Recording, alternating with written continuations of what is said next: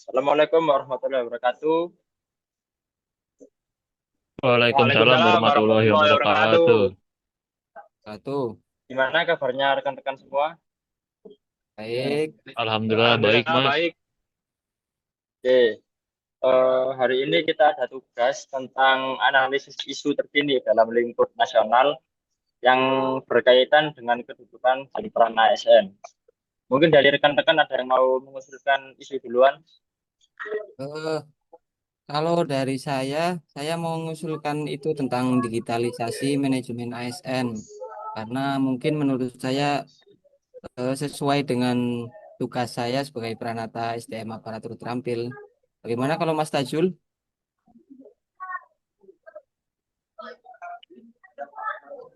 Baik, kalau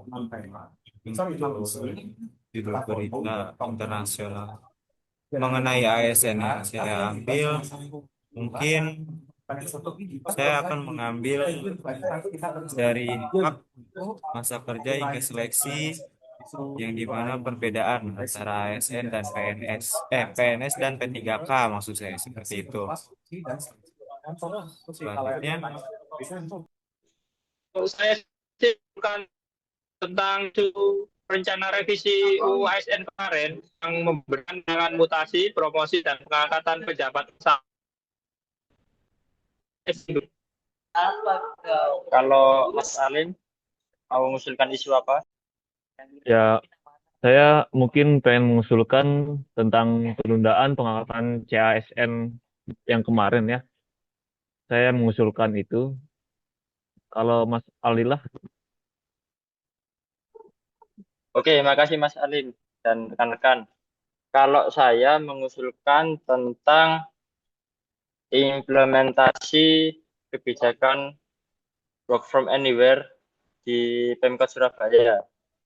Soalnya menurut saya ini isu yang masih hangat dan juga bisa kita kembangkan buat tugas. Gimana, setuju? setuju tuh. Mungkin pakai isu dari Aldila aja yang masih hangat, menarik untuk ya dibahas. betul, betul, betul. Boleh tuh, mending itu aja. Oke, kalau gitu hari ini kita diskusi tentang salah satu isu strategis yang tadi ya, yaitu penerapan work from anywhere atau WFA bagi ASN seperti yang dilakukan Pemkot Surabaya sejak Februari 2025.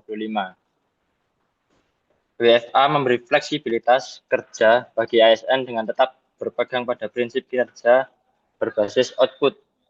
Tapi di sisi lain muncul pertanyaan besar, apakah sistem birokrasi kita sudah siap atau belum? Nah, untuk diskusi ini kita buat dua tim ya, tim pro sama tim kontra. Di tim pro ada Mas Yayin sama Mas Robi. Untuk tim kontra ada Mas Tajul sama Mas Alim. Saya Oke. persilakan Mas Yayin dulu ya dari tim Ah, pro. baik, Mas Aldila, terima kasih. Kami meyakini bahwa WFA merupakan langkah maju dalam dalam reformasi birokrasi. Apalagi di era digital seperti sekarang. Di Surabaya, ASN tetap bekerja 7,5 jam per hari dan menggunakan aplikasi Kantorku untuk presensi serta laporan harian. Ini bukan bentuk libur kerja, tapi pengalihan lokasi kerja yang tetap produktif. Kan dengan model pelaporan harian seperti 3 tugas, 2 hambatan, 1 ide. ASN tetap bisa dimonitor dan didorong untuk lebih reflektif dan inovatif. Maaf Mas Jen, saya izin potong dulu ya. Baik, Tapi justru di situ masalahnya Mas Jen. Monitoring berbasis laporan bisa dimanipulasi dan tidak semua pimpinan punya waktu memeriksa satu persatu itu. Jadi bagaimana kita bisa memastikan ASN benar-benar bekerja jika tidak diawasi secara langsung? Pertanyaan yang sangat bagus, Mas Tajul. Tapi justru disinilah pentingnya sistem yang terintegrasi dan pelatihan untuk pimpinan, Mas Tajul. Kalau atasan dibekali kemampuan remote supervision serta ASN dimotivasi dengan sistem reward atau output yang konsisten, maka pengawasan tetap bisa berjalan, Mas Tajul. Ini juga bagian dari pembentukan ASN yang smart, bertanggung jawab, dan bisa dipercaya, bukan hanya yang patuh karena diawasi. Ya, saya pun juga setuju dengan Mas Tajul ya. Di lapangan tidak semua ASN itu siap untuk mandiri. Infrastruktur digital juga masih belum merata di semua daerah. Kalaupun WFA diterapkan tanpa mempertimbangkan ini, kita justru akan menimbulkan ketimpangan antara ASN administratif dan ASN layanan langsung. Bisa-bisa malah menurunkan kualitas layanan ke masyarakat. Kami tidak menutup mata soal batasan itu. Tapi contoh dari Pemkot Surabaya menunjukkan bahwa WFA bisa diterapkan secara aktif.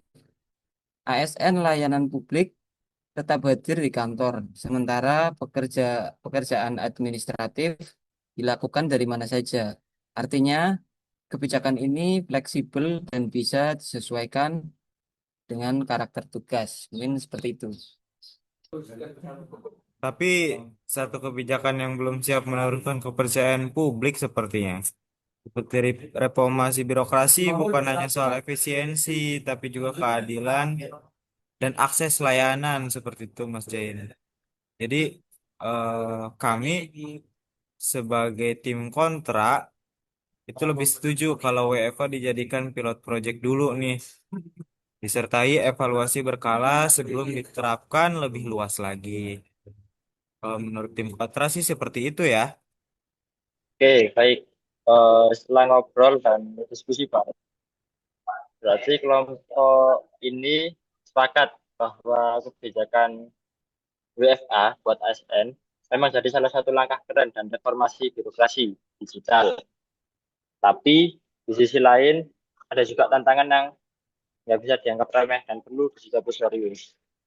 Dari tim pro, Mas Zain sama Mas Robi bilang kalau WFA bisa bikin kerja ASN jadi lebih efisien dan fleksibel. Apalagi kalau fokusnya udah bukan lagi soal hadir fisik, tapi hasil kerjanya. Teknologi kayak aplikasi kantorku dan model pelaporan harian 321 katanya bisa jadi solusi buat mengganti pengawasan yang biasanya tatap muka. Dari tim pro juga mereka melihat bahwa WFA ini cocok buat membentuk karakter ASN yang smart, khususnya adaptif, bertanggung jawab, dan bisa dipercaya. Di sisi lain, tim kontra yang diwakili Mas Tajul sama Mas Alim mengangkat isu soal kesiapan sistem dan infrastruktur digital di lapangan. Mereka khawatir kalau WFA diterapkan tanpa persiapan matang, kualitas layanan publik malah bisa turun dan bisa timbul rasa nggak adil di antara ASN. Makanya mereka usul biar WFA dijalankan dulu dalam skala terbatas atau pilot project sambil diperkuat sistem evaluasinya dan penggunaan SDM-nya juga. Dari semua yang sudah disampaikan, kami ambil kesimpulan bahwa WFA itu bisa banget jadi solusi buat birokrasi yang modern gesit. Asal penerapannya bertahap, disesuaikan sama jenis tugasnya, dan juga didukung teknologi yang siap serta budaya kerja yang mandiri dan bertanggung jawab. Terima kasih buat pendapat tajam dari semua rekan-rekan. Mas Zain, Mas Robi udah kasih insight soal pentingnya digitalisasi dan nilai smart ASN. Sementara Mas Tajul dan Mas Alim ingetin soal realitas lapangan. Intinya, WFA itu reformasi yang bagus, tapi tetap butuh pengawasan, infrastruktur yang siap, dan karakter ASN yang kuat. Semoga diskusi ini bisa bikin kita semua makin terbuka wawasannya. Sampai ketemu di diskusi berikutnya. Terima kasih. Siap, Mas Aldi. Terima kasih, Mas Aldi. Terima kasih Mas Aldila. Terima kasih. Terima kasih kawan-kawan.